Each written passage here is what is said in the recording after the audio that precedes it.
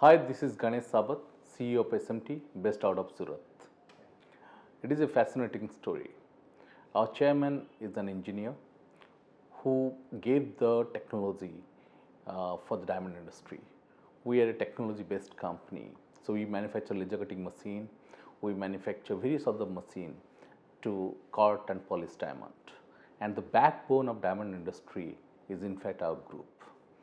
If you think about stent, it required a laser source to cut the stent. So it was a natural progress for us from laser cutting the diamond to laser cutting the stent. And second thing, stent, you are dealing with microns. 60 micron is just rod thickness. When you are talking about such small things, you will find similar people in the jewelry industry where they work in a very small tiny design, and so it becomes a very good synergy.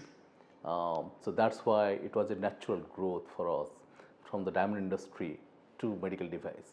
Although it sounds absolutely not natural, but it's natural, believe me. So we strongly believe our stent is of very high quality. We are selling in 60 countries for last 10 to 15 years. We have got more than 500,000 implants across the world. And to provide the highest level of evidence, what we have done, we have started a randomized clinical study in Europe with some of the most renowned cardiologists of the world, like Professor Patrick Serras, Dr. Antonio Colombo from Italy, or Professor De Winter. Just last week, the clinical study has started in Netherlands. This is going to demonstrate the high quality of our product against some of the most renowned stent manufacturing company of the world. This will also put forth name of India as a high quality medical device supplier. We are certainly proud of this study that we are conducting, and in the time to come, this will be a landmark study from India. So there are 12 to 15 companies who are manufacturing stents in India. We are the first company in 2001 to manufacture stent and commercially sell it in India. After our entry into the stent industry, there are many other companies who learned that technology and started manufacturing stent in India. We are very proud that we became the first company who brought this technology, which is a critical technology, because around 300 million people is going to suffer from cardiac disease as per Cardiovascular Society of the World. So that means that will be a huge burden on India, and stent is the backbone where you can provide critical patient care, and as the providers, we are really happy to bring this technology to India. Our company is primarily focused on R&D because we are a technology company. We have invested heavily in R&D. Back in 1998, when we started, there was no Google. So our chairman, have to really think how to manufacture stent, how to manufacture the machine to manufacture stent, and we are continuing that tradition. Today, we are contributing almost 10% of our revenue into R&D, and we have set up an R&D facility in Ireland recently to bring many different technologies that will address the healthcare need of India. So we are competing with really large companies like Abbott, Boston, Medtronic, who have got a lot of financial power, a lot of political power. So, the competition is really huge, but as a small company who is trying to establish itself, we have to really work on advanced technology and compete with them with state of the art product. That's what is our focus. How do I come up with better and better product than Abbott so that we can survive in this field? That is a very good question. First of all, NLEM, where the government is trying to cap the pricing of the stent. One of the thing, what the government is considering stent as a drug. In drug, when the drug is a generic drug, what they are doing, they are taking your manufacturing cost and they're providing some profit to the manufacturer, and they're trying to provide the drug to the patient. But this is not the same in case of stent. In case of stent, there is a huge development cost. It's not a typical generic product. So that development cost means I have to put a lot of money into R&D, and it is a industry where interventional cardiologists are focusing a lot on the advanced technology. So every day you have to invest a lot of money into R&D. Now, as an Indian company, my biggest market is in India.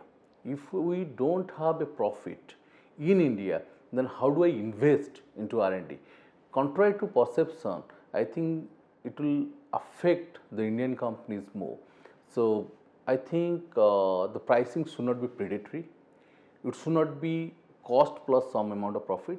They should always take into account the development cost and also the ongoing R&D that we are supposed to do to stay ahead of the competition.